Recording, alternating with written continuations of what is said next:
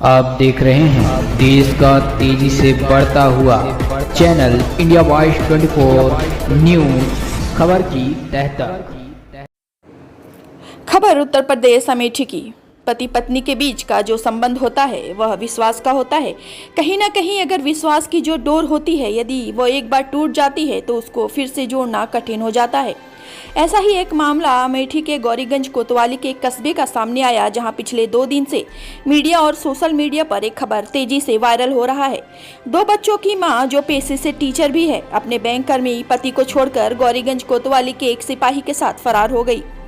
इस पति पत्नी और वो की कहानी में का जानने के लिए हमारे संवाददाता मोहम्मद तारिक ने बातचीत की। इस कहानी के पड़ताल के लिए निकले जो सबसे पहले इस कहानी के पहले किरदार पति पत्नी यानी आशीष राजौरिया से होती है। उनका यह कहना है कि मेरा परिवार गौरीगंज कोतवाली अंतर्गत कस्बे में किराए के मकान में रहता हूं। वहीं पर कोतवाली में तैनात एक सिपाही भी रहता है। लॉकडाउन के बीच हम लोग अपने गाँव को, जो कि कानपुर में है, वहाँ गए थे, जहाँ मेरे और मेरे पत्नी के बीच कुछ कहासुनी हुई, जिसको लेकर योगेंद्र ने मेरी पत्नी को मेरे खिलाफ भड़काया और इसका फायदा उठाकर उसको अपने बस में कर लिया। उसको मेरे खिलाफ मुकदमा और तलाक के लिए प्रेरित कर रहा है।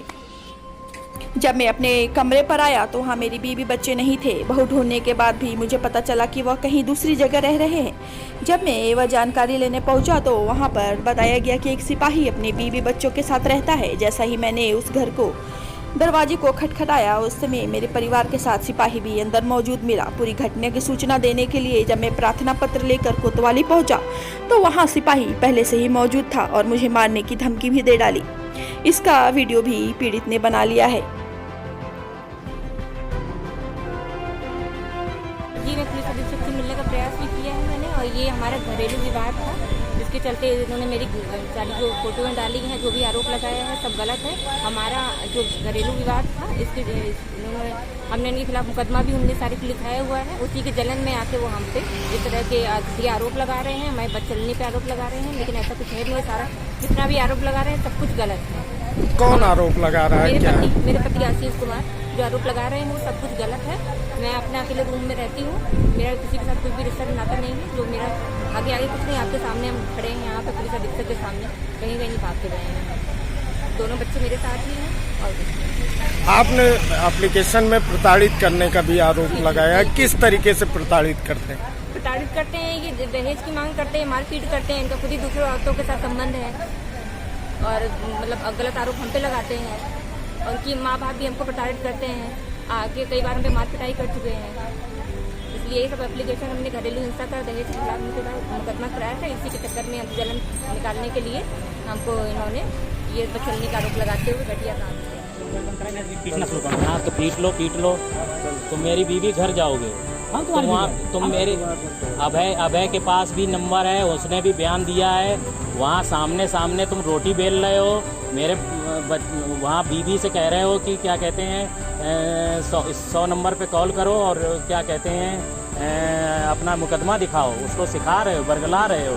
तुम्हारी ना योगी जी तक पे हम पहुँच जाएंगे तो आप बोल नहीं रहे हो। अब क्या हो गया? उस दिन तुमसे फिर वहाँ बैठ के हमने सारी बातें करी थी कि मेरी फैमिली के बीच में मत आना, तब तुम कैसे पहुँच गए? बात कर रहा हूँ ना, तब कैसे पहुँच गए? जी सर।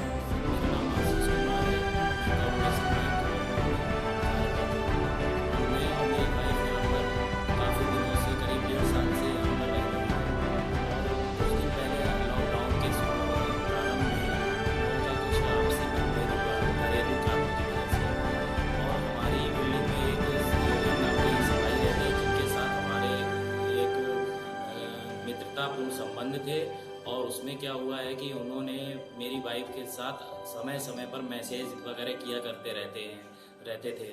और अचानक इस समय जब हम लोगों का आपसी मतभेद हुआ तो इस दौरान उन्होंने इस चीज़ का फ़ायदा उठाकर मेरी वाइफ को मेरे खिलाफ भड़काकर उनको, चूँकि वो पुलिस में है, तो उनको ये बताया कि ऐसा करिए, आप इनके खिलाफ तलाक का ये करिए और ऐसा ये काम करिए, इनके खिलाफ ऐसी कार्रवाई करिए और इनको इस तरीके से दूर रखिए।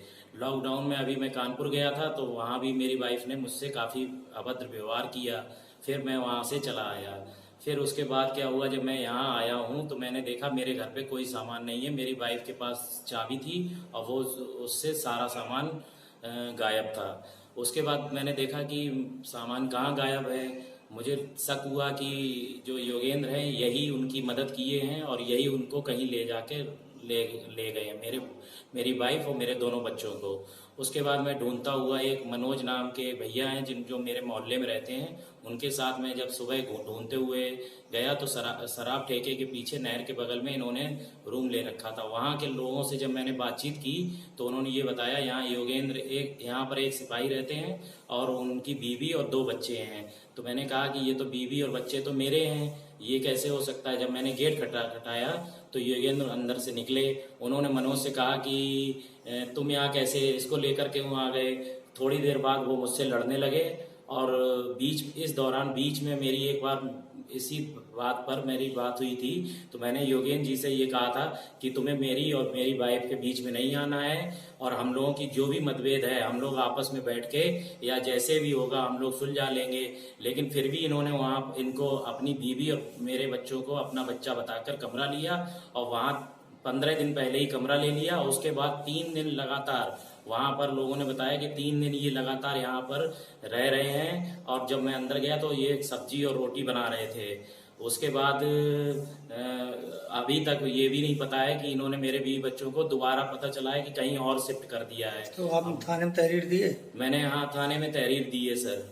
क्या बताया था थाने में? मैं जब तहरीर देने गया तो मैंने उन सर से पैर छुए और मैंने कहा मेरी देख लीजिए, मेरी मदद करिए और मैं बहुत दुखी हूँ, मैं बहुत दिन से परेशान हूँ, मेरे साथ ऐसा ऐसा हो रहा है। और ये योगेंद्र जो है मुझे एक फ़ोन पे भी एक बार मारने की धमकी दी है और मेरे बीवी बच्चों को कहीं ले गए हैं। मुझे डर है कि कहीं वो कुछ कर ना दें। तो उन्होंने कहा ठीक है आप अपने सबका नंबर दीजिए, अपना भी नंबर दीजिए। और उसके बाद जब उन्होंने कहा अभी 2 घंटे बाद बुलाएंगे, जब मैं 2 घंटे बाद गया तो देखा योगेंद्र उन्हीं लोगों के साथ खड़े हुए थे और उन्होंने उन लोगों से मिलके मुझे उनके सामने ही मुझे मारने की भी धमकी दी। और वो मेरे पास वीडियो भी रिकॉर्ड है इसके, मैंने उसका वीडियो भी रिकॉर्ड किया हुआ है। और उसके बाद मैंने सर से जब दरोगा जी से बोला कि ये कब मेरी सहायता होगी तो उन्होंने कहा अभी सर आ जाएंगे तब होगी। ऐसे करते करते शाम तक मेरी कोई भी सहायता नहीं हुई है अभी तक और मैं उचित न्याय चाहता हूँ। किस थाने का मामला है? ये थाना गौरीगंज का मामला है सर। क्या उम्मीद रखते हैं आप न्याय के लिए? मैं सर ये चाहता हूँ कि ये जो योगेंद्र हैं ये अपने बीवी बच्चों के साथ रहें और मेरे फैमिली से दूर हट जाएं और बाद में मेरी और मेरी वाइफ का जो भी मामला है वो हम लोग मिलकर या आपस में जैसे भी होगा वो हम अपना उसको सुलझाएंगे या जैसे भी होगा वो उसकी कार्रवाई करेंगे। लेकिन इनको बीच में आने की कोई जरूरत नहीं है।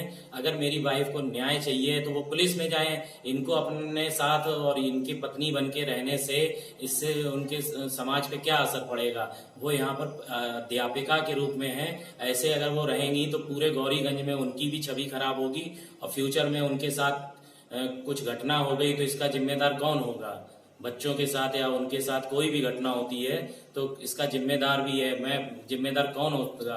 मैं इस बात से भी काफी चिंतित हूँ, अपने बच्चों के लिए भी बहुत चिंतित हूँ।